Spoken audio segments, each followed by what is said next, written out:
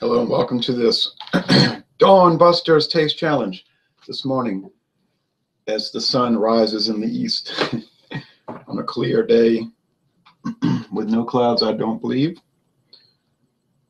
We have Carstairs White Seal. Okay, well, I did a trademark check and the earliest registered trademark for Carstairs was 1893. I think the White Seal came out in 1940. But they're saying since 1788, established 1788 Carstairs. There may have been a Carstairs distillery. It no longer exists. I know that much. It's you've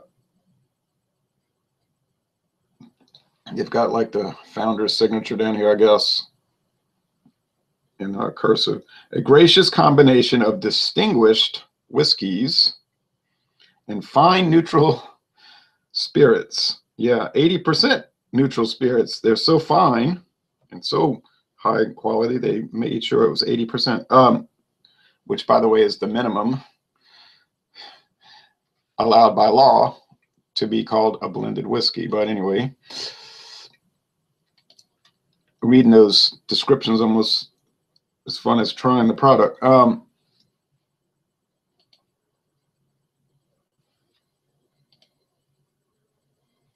Okay. So it's got the white seal and the red ball with gold trim. Carstairs red with gold outline. Apparently this was started, I remember something about from Philadelphia, Pennsylvania, I believe, and it was at one time, no longer today, but at one time, Philadelphia was a major whiskey producer. Like a lot of whiskey brands came from Philadelphia, and then that slowly died out. Baltimore also a big time distillery, Baltimore distilling area. There's still some plants there, but they don't really do distilling. They're more like they do what they call rectifying or like finishing, I believe, and bottling. I saw it on Google Maps. There's this huge facility and there's a one-way in, and I'm sure they give no tours. And that's owned by Sazerac. I think it's called Majestic Spirits. Huge place and tucked away in Baltimore where they produce a lot of more than just whiskey too, a lot of brands. John Anelia says, good morning, Ron. It's too bad that Carstairs isn't around anymore. Well, the brand is still around. I bought this in Hammond, Louisiana last year. Okay. So this product is still made. Now, I'm sure the quantity is extremely low, but I'm looking, I put a website link to the Sazerac company. Now, Sazerac, they pretty much made their bones going around like Diageo, going around buying everybody out. Mostly buying out struggling, dying companies and brands and facilities. Sort of like what Pabst does with beer. So I'm looking right here on the website. They don't say anything about Carstairs. If you look at the old advertisements in like a Google or a Yahoo or a Bing search, they have, you know, maybe at least dozens of old advertisements for Carstairs. And the old tagline was, "The man who cares buys Carstairs."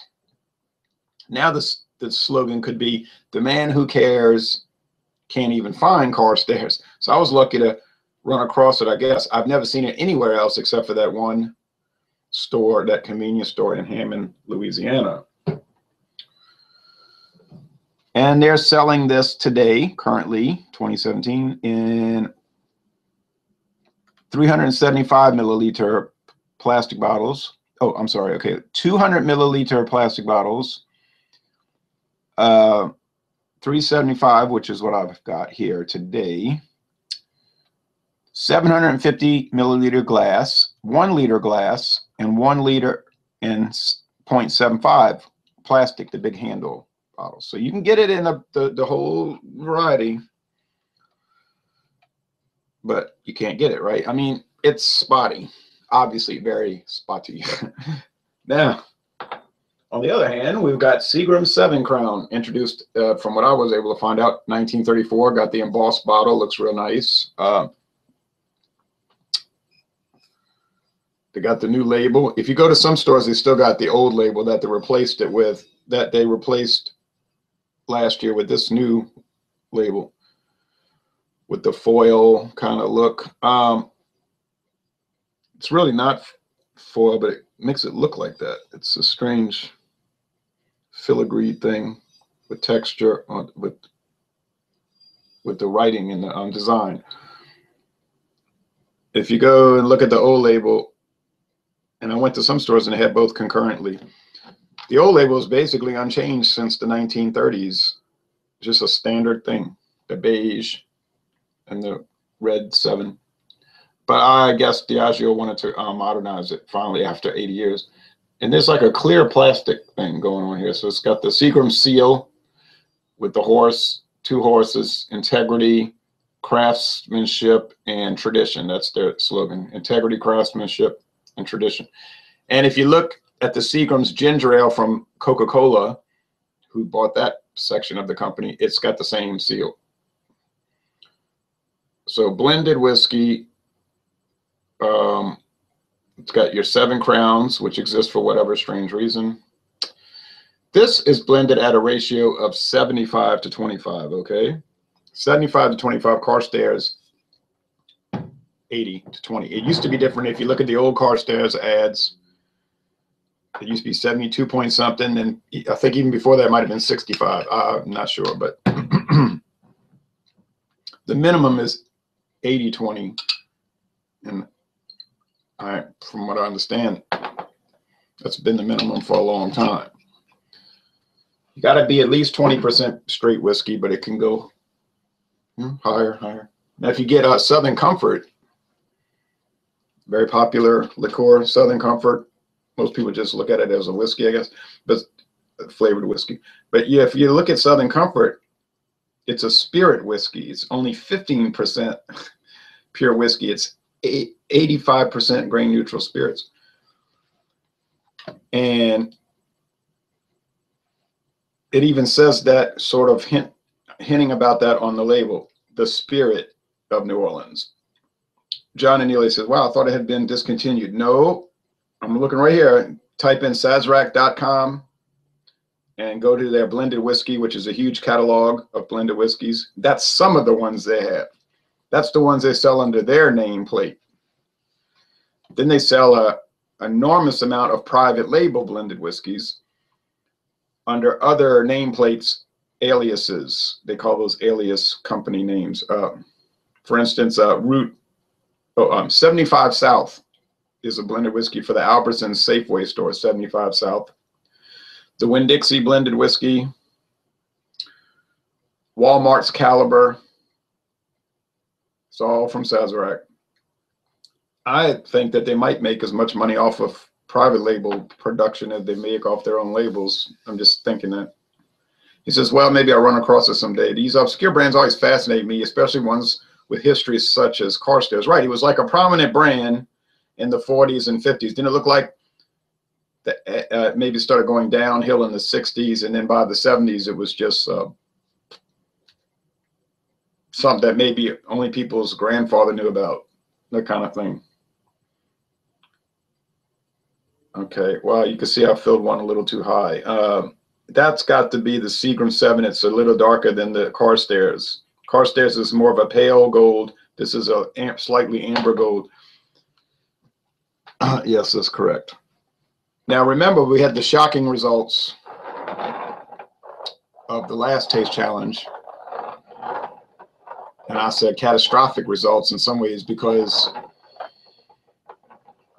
we had Seagram 7 Crown, which is around $12 a bottle.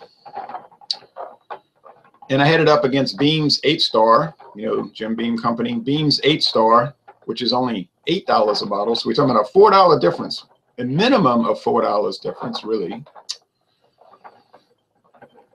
So I'm thinking, well, you know, the Seagram's is going to be a good deal better. Plus, it's higher whiskey content compared to the modern Beams 8-star, because the old bottle I had was 75-20, 75-25, like the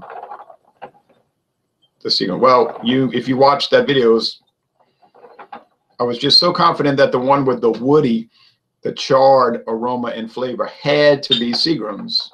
It had more character. Oh, but nope. Nope. Sorry. It was Beams 8-star. So Beams 8-star so far has been the premier blended whiskey. You say, well, it's bourbon's the only thing that counts. That's what counts, bourbon. If it ain't bourbon, it ain't happening. That's probably the common perception today, and I like it too. You know, bourbon is, I'm favorable towards that, but that does not apply to everybody. I know some people that they don't like bourbon.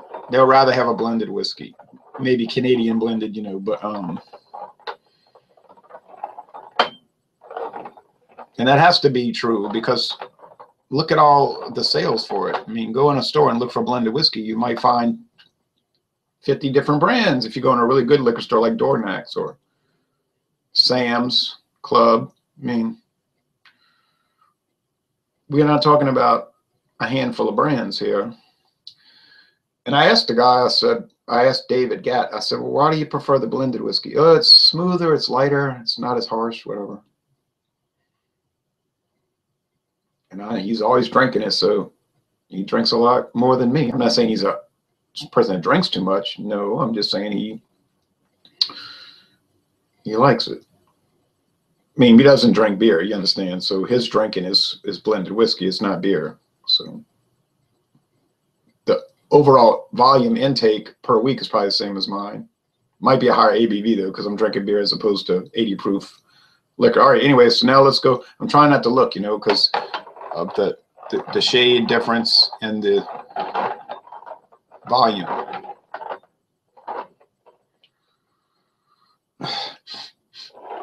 I'm gonna make sure. I was eating some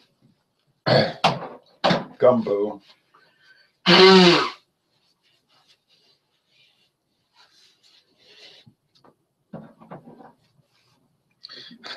ate gumbo and baked macaroni for breakfast. So yeah, I'm going to fill this up a little more because I don't want to keep trying to have to.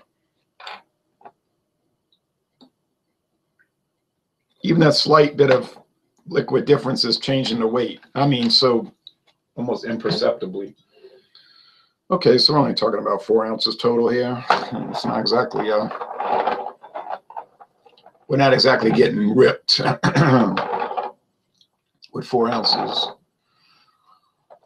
All right.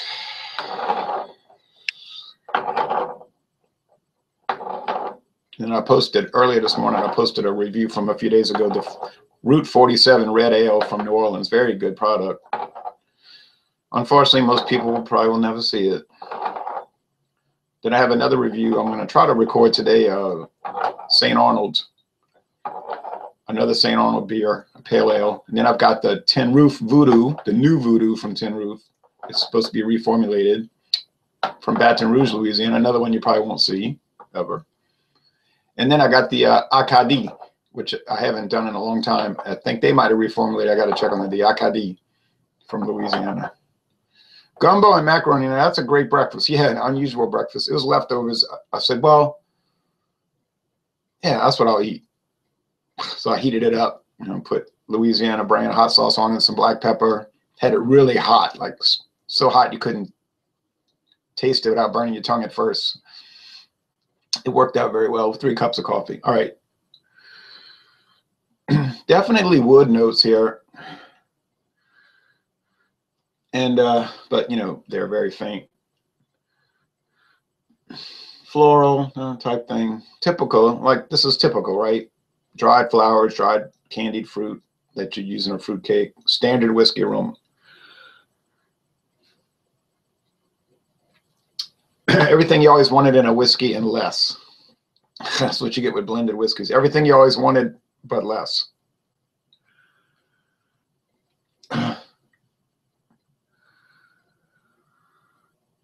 So if you're used to Four Roses and then you try these, you're going to say, what the what?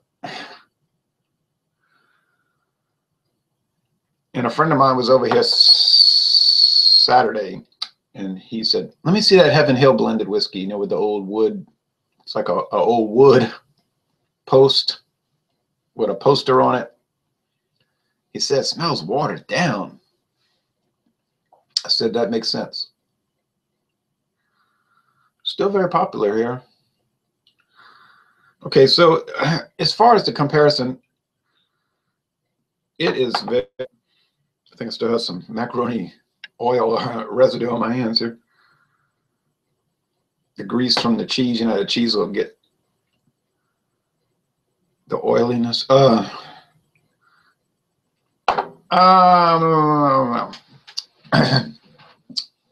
Aroma test. It's practically identical. Okay, so if you're looking for a big difference here, no. The Carstairs, like I said, is going to be about $8 a bottle, as opposed to 12 for the Seagrams. Now, if you luck out like me and you get a coupon, a rebate card, then you really, I got a big discount because they had a little card hanging from the neck. Diageo, pick any 2 Diageo brands and get $7 rebate. Then if you pick 3 bottles, you got, what was it? $15, $12, and it kept going up, like up to $6, whatever. So the more you bought, the bigger the discount, and relative to what you bought. And it didn't have to be any specific Diageo brand. You could mix them. You know, I bought the 7 Crown and the VO, Seagram's VO, but you could have bought anything there, rum, tequila, anything that Diageo makes, any liquor. Okay. And it said allow 6 to 8 weeks for the refund, but it actually only took about 3.5 weeks, 4 weeks at the most. I can't remember. It was about 4 weeks. Wasn't long, but I don't think it was that long. But they send the check in the mail, just the check by itself. You know, you can see the check. So somebody could have tried to go cash it, but I guess they're presuming people are not that insane to go try to cash, you know, cash somebody else's $7 check.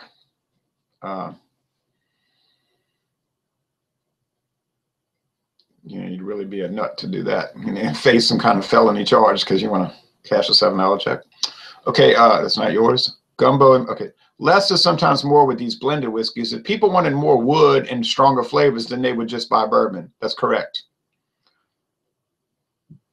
Right, and I mean, you know, who's buying blended whiskey? People that want the alcohol, the 80 proof, so they can make mixed drinks. I mean, honestly, they're not sitting there sipping it like this. They're making mixed drinks 99 out of 100 opportunities.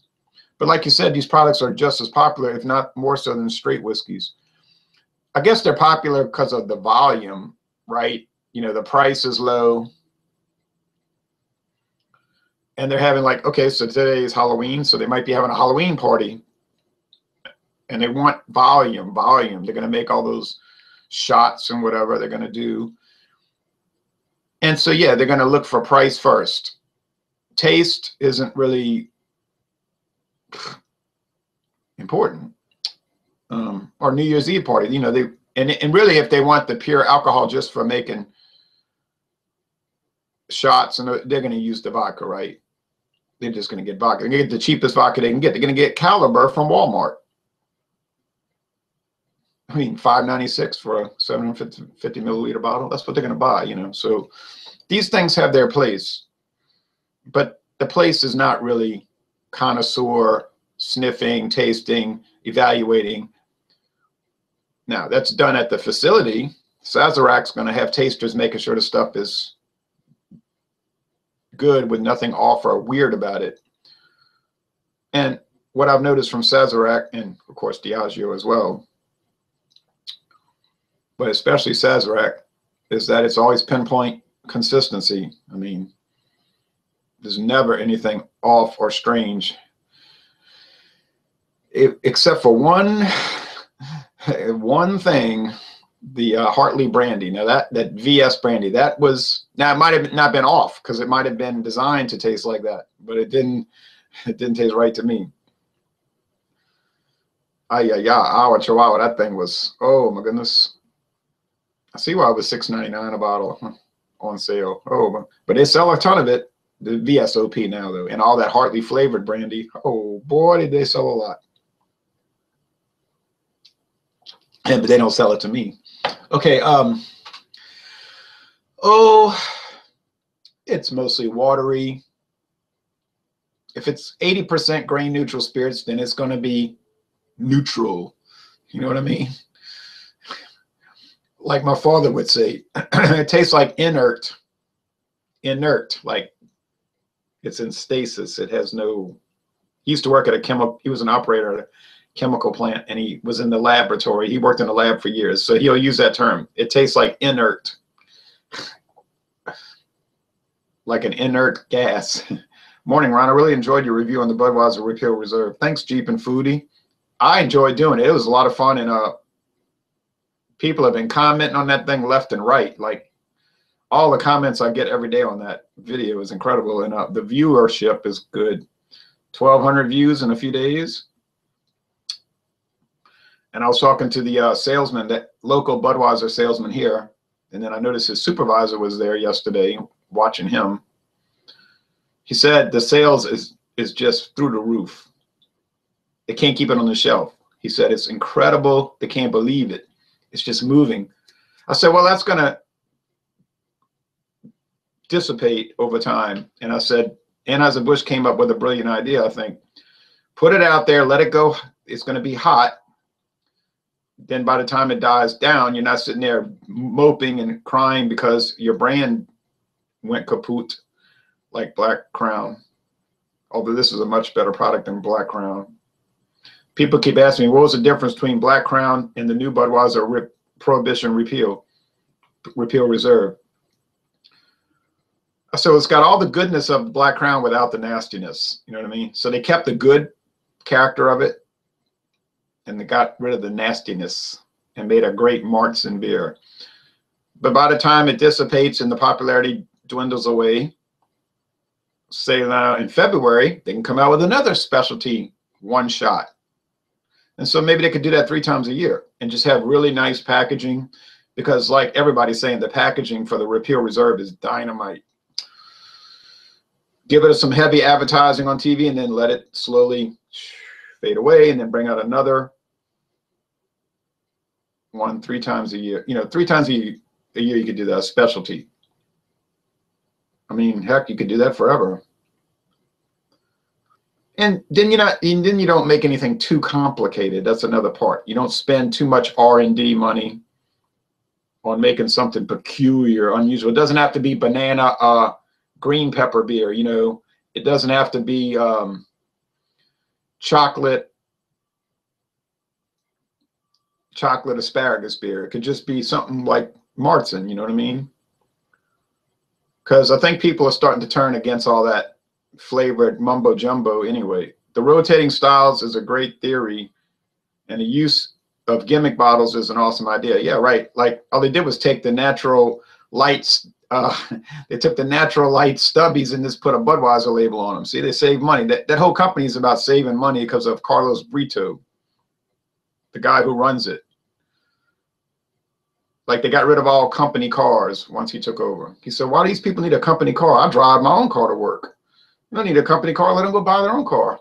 And they did a lot of cost cutting because the company was drowning in costs. And mainly due to the inherent Bush family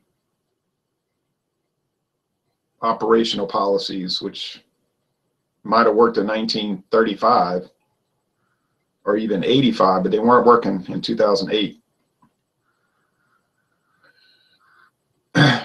No. Oh, it's the same aroma. I got to take into account. That's food in my hand. All right. Sinister Society says, good morning. Well, good morning to you. All right. So flavor. This really is a challenge. You know, it's a taste challenge that is challenging. Because which one's better? I mean, you know, it's like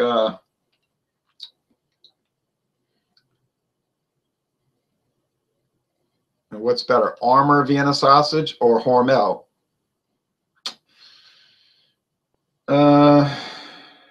They're the same. They're literally the same because they made it the same production facility. In fact, maybe not Hormel, but like Brian, I think.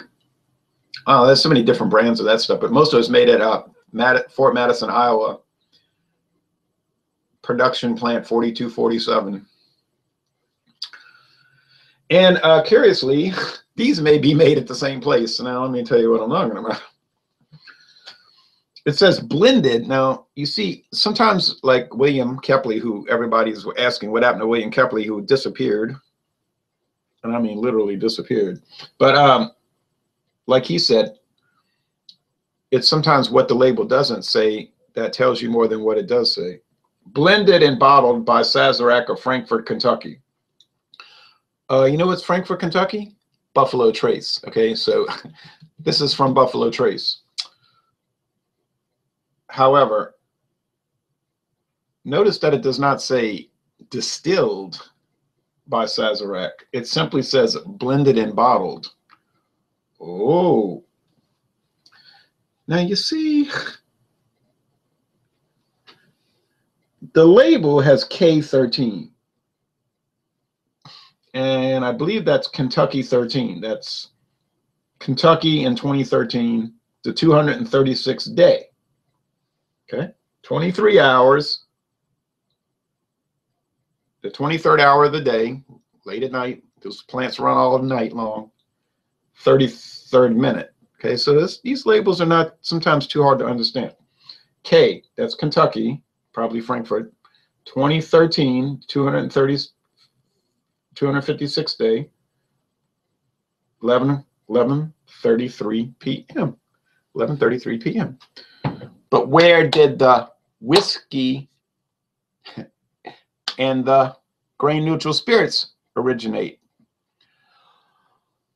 Oh, not too far away from Frankfurt, just up the highway, cross the bridge, and go to Lawrenceburg, Indiana, to the massive former Seagram's distillery, which if you have some time, get on Midwest Grain Products website and you'll see what I mean. They produce base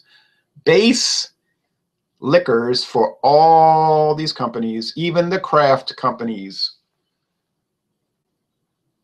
And even some of the craft whiskey companies got exposed with their quaint little story of Jennifer and George who had a dream, you know, to make whiskey. And they'll say, look at our quaint $38 bottle of whiskey that was bottled right here in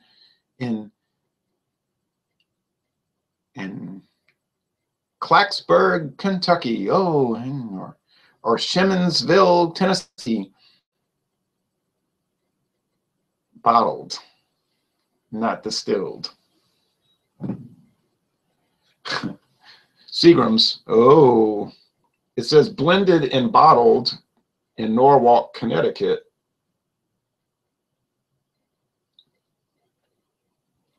Blended and bottled. Doesn't say distilled, does it? Now, this bottle is so dark, I couldn't really find the production code on it. But I think, oh, here we go. Now with this bright computer screen and the dark everything else, I see the sun coming up. Now here's the code, L. Now what would L stand for? Perhaps Lawrenceburg? Could that be the code? 7035. Now 7, that might mean 2017 perhaps. 035, 35th day of 2017. Well, oh, 5P, that might be the product line 5P. 00103339.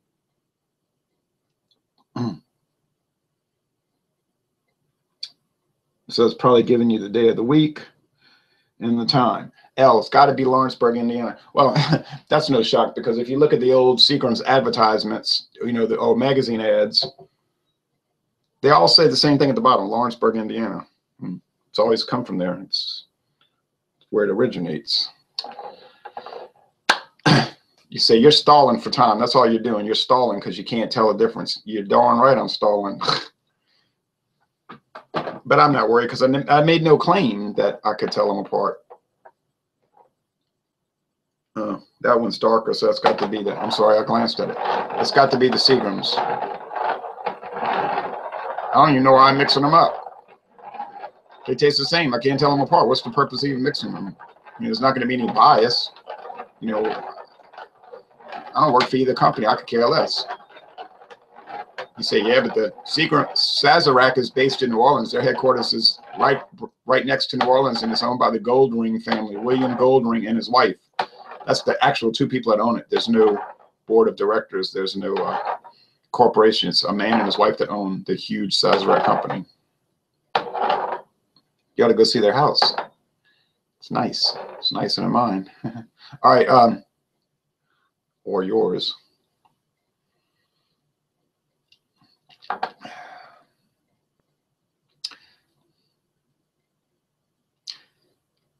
It tastes like whiskey, right? You know what I mean? Like a very mild, you could say bland flavor commonly associated with whiskey. This is what it tastes like. I mean, you know what whiskey tastes like? It tastes like that. Some people like it, some people don't. There's just not much to it.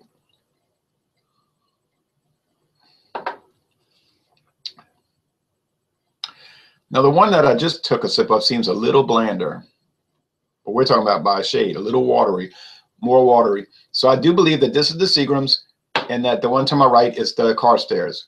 Which one's better? Well, you know, okay, I guess the Seagram's is a tad better because it's got an infinitesimal, how you say that word? I could pronounce it out if I was looking at the word. I can pronounce things very well, like Mangosutta Butalese and Goodwill's Zwelathini and Bafutaswana. But if I look at the word, I can pronounce it out, you know. Infinitesimal, yeah, okay.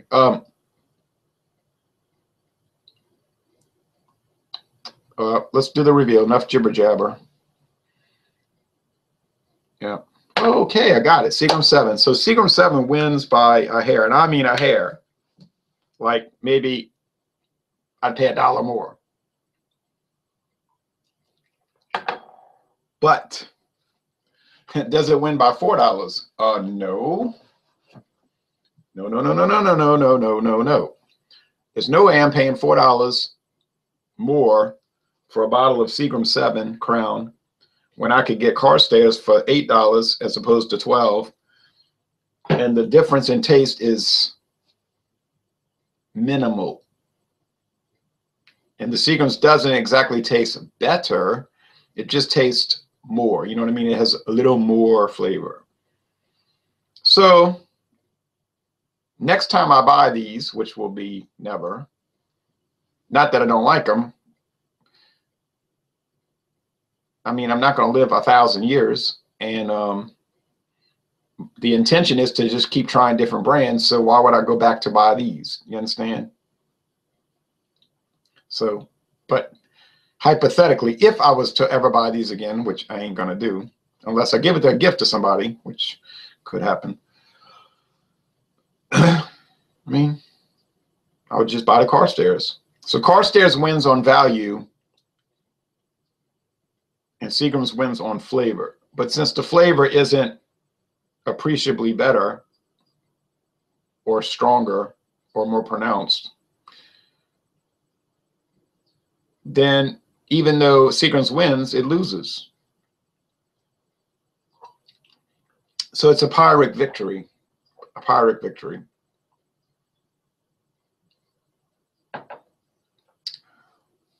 Yeah, I mean, I'm just sipping them right now, just casually sipping them. And to casually sip them, there's no difference. I mean, if you got a strain to think about it and turn it into some complex 40-minute video to figure out which one's better, and you got to stall for time, I mean, Carstairs wins, right? You know, something about this Sazerac company. This is a company that just keeps winning and winning. I mean, they're obscure. Everybody's heard of Buffalo Trace. You know, oh yeah, Buffalo Trace, good stuff. Oh yeah, I hear people talking about that. But they think Buffalo Trace is an actual company. It's not a company. It's a distillery owned by Sazerac. That's the company. In fact, it used to be called Shinley Distilling Company of Frankfort, Kentucky. But when Buffalo Trace took it, when Sazerac took it over in 1992, they said, nah, Shinley is like a defunct company. It's a weird sounding name. You know, Shinley, it just sounds like some family name.